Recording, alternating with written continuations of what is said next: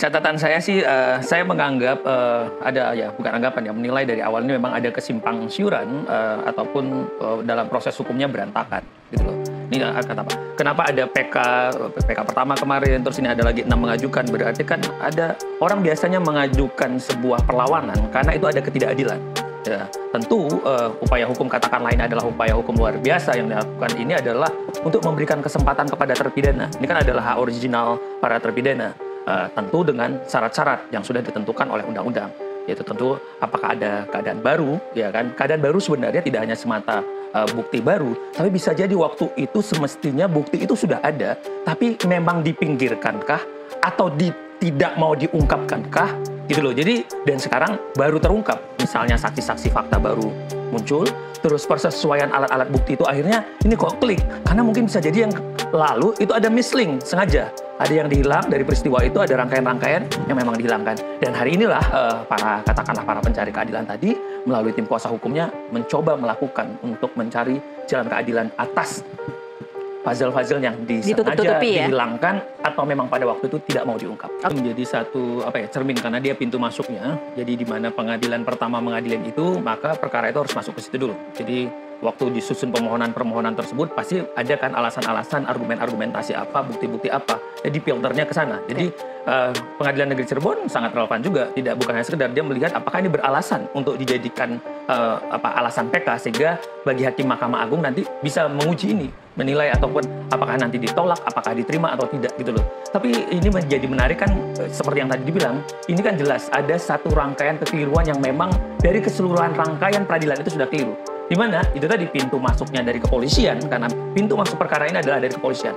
Di situ kan sudah mulai tampak dari administrasi penyidikannya yang kenapa sih tidak tertib?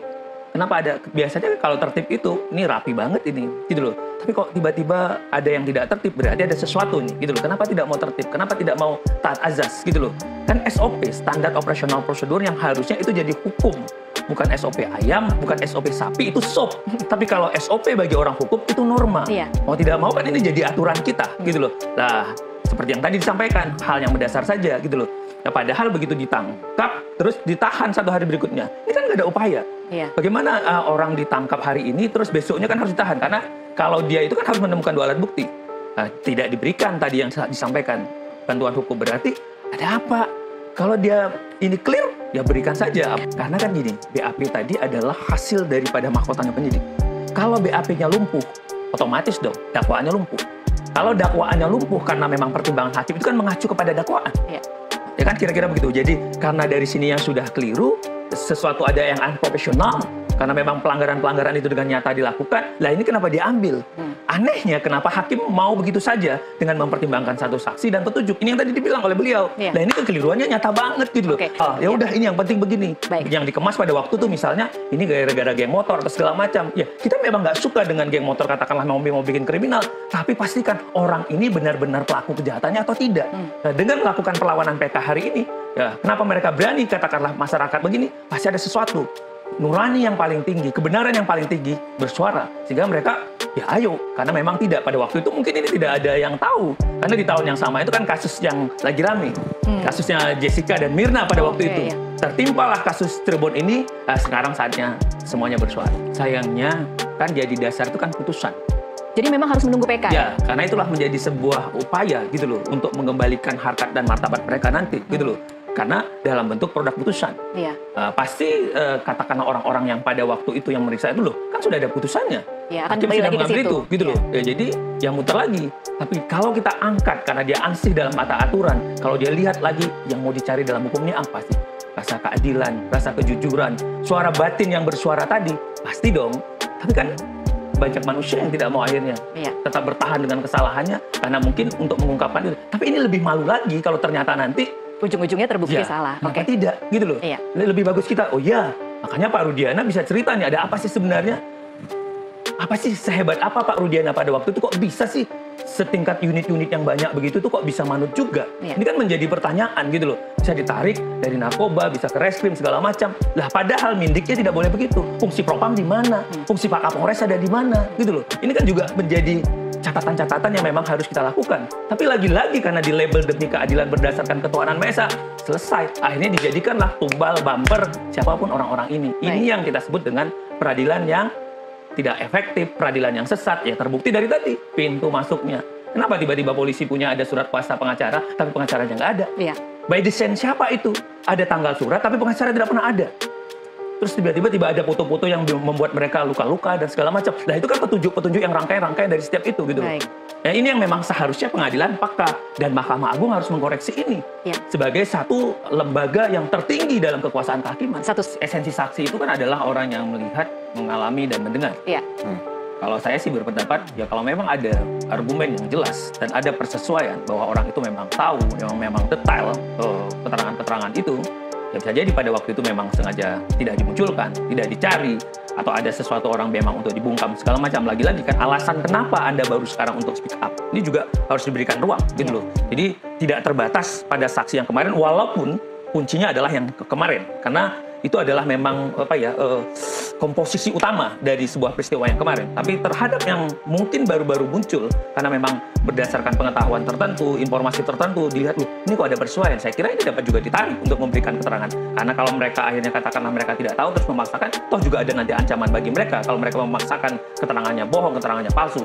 Jadi menurut saya adalah penting di luar memang Pak Rudiana, terus ada Aep, ada Dede. Tapi kan ini mulai yang memang menempel kan cuma keterangannya Pak Rudiana sama Aep aja. Selainnya itu sudah mulai lepas mata rantai untuk menyatakan orang itu atau orang-orang ini adalah bersalah gitu loh. Jadi ya ini yang jadi toh tadi timnya Pak Otto juga sudah mulai melaporkan ada laporan palsu ataupun ada keterangan palsu ataupun ada sesuatu unprofesional lah yang memang akan diperiksa. Tapi yang menarik bagi saya tanggal 2 September kemarin kan ada LPSK. LPSK memberikan perlindungan kepada 7 terpidana ini. Khususnya pada Sudirman yang juga adalah pemberian secara fisik gitu kan untuk merekomendasi malah memindahkan dari Rutan Bandung ke Cirebon termasuk anak-anak ini. Kenapa LPSK juga masuk di sini? Karena LPSK melihat loh iya ya jangan-jangan mereka juga adalah memang korban yang perlu mendapatkan perlindungan karena atas laporan mereka atau dijadikan mereka adalah untuk laporan palsu. Ini juga menarik, tinggal gampang juga untuk meyakinkan LPSK karena LPSK juga punya tahapan-tahapan asesmen juga yang harus dilewatin gitu loh. Nah, ini juga sebenarnya adalah sinyal yang seharusnya harus ditangkap majelis hakim nanti di Mahkamah Agung gitu loh. Bahwa Lembaga Perlindungan Saksi Korban sudah masuk tanggal 2 September lalu memberikan ketujuhnya ini perlindungan khususnya kepada Sudirman secara fisik malah. Jadi selama persidangan ya tidak akan tersentuh. Begitu tersentuh ya nanti persoalannya jadi beda lagi. Dan bagaimana menguatkan dalil-dalilnya karena memang kepentingan pemohon ya tentu jaksa juga akan defense gitu loh. Ya di sini yang memang nanti akan menjadi cross check ya kan terhadap fakta mana, jawaban mana yang paling mendekati. Oke, gitu kira-kira defense-nya jaksa akan seperti apa? Pasti dia akan bilang bahwa semua sudah sesuai dengan prosedur, semua sudah mengalir seperti ini karena kalau tidak kan akan berkaitan karena jadi mata rantai sistem peradilan pidana kan antara polisi, jaksa dan hakim. Karena begitu salah satunya tadi lepas ya berarti ada sesuatu unprofesional dong.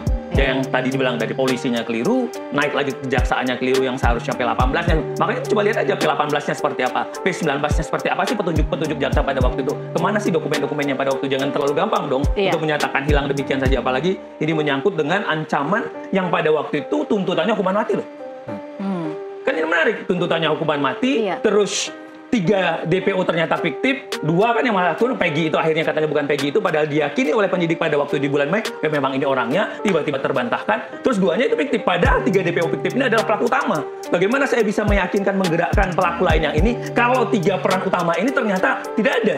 Bagaimana menggerakkan ini menusuk segala macam dengan perbuatan-perbuatan yang detail pada penyidikan maupun dalam dakwaan? Nah, berarti ada sesuatu.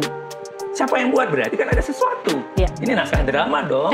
Lagi-lagi Pak Ugro. Karena nggak klop dengan pelaku lain bilang, loh kami nggak ada, gitu loh.